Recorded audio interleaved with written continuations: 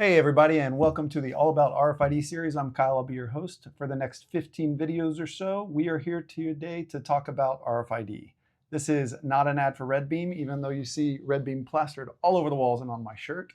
This is also not an ad for Zebra, even though you'll see nothing but Zebra hardware during this series. We just happen to be a Zebra partner, and we happen to sell RFID also. What we are attempting to do is educate the masses on the basics of RFID, specifically UHF passive RFID. What is that, do you ask? Well, there are different types of RFID. RFID is a general term.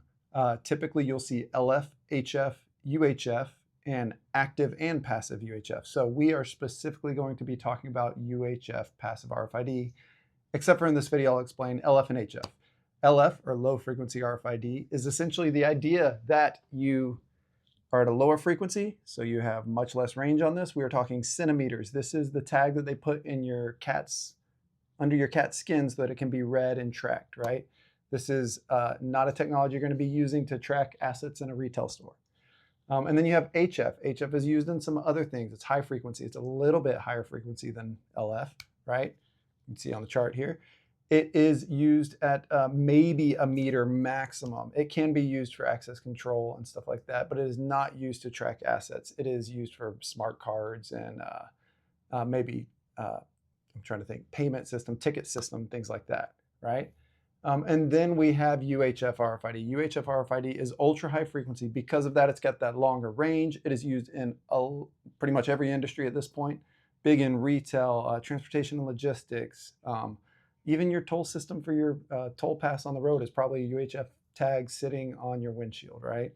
UHF RFID is prolific. And if you look at this chart right here, it is, we're at the beginning of the hockey stick is what they say. It is growing and growing really fast. So everybody's paying attention to it. We are lucky enough to have been doing this for the last 20 years. So we are, right here on the hockey stick and waiting on it to boom up. Now, what we are, again, creating this video series for is that the masses can sit in a conference room and talk educationally with professionals about RFID without having to be an expert on RFID. There will always be the experts. There will always be companies out there that can talk about it more than you. But what you need to be able to do as a person who is maybe interested in RFID or just learning about it is be able to talk about the basics. That's what we're going to cover in this series. It's going to be quick. It's going to be maybe 5-minute videos, maybe 15-minute videos total. Hopefully something that you can knock out in an hour, hour and a half of your time and be done with and maybe reference if you need to later. So why am I doing this series? That's a good question. Why should you listen to me? A great question too. I barely even listen to myself. My wife still doesn't, and neither do my kids. But I do have some expertise in the RF world. For the last 20 or so years of my life, I have done nothing but things that deal with RF.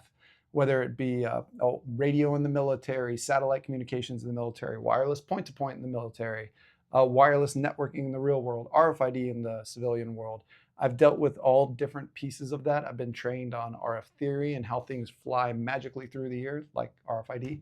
And I'm pretty decent at it. What's that insurance commercial? We know a few things because we've seen a few things. I've been with RedBeam in particular for 12 years now. It's 2025. So about 12 years of doing projects. We are done with the science experiments. We're done proving that RFID is a real thing. It works, guys. Like we know what we're doing now, and we're able to deploy it and move through projects and make them work. So that's why you should listen to me. If not, just take the knowledge. You don't have to like me. I've got a voice for silent films and a face for the radio, but you take what you can get, guys. It's not great. I get it.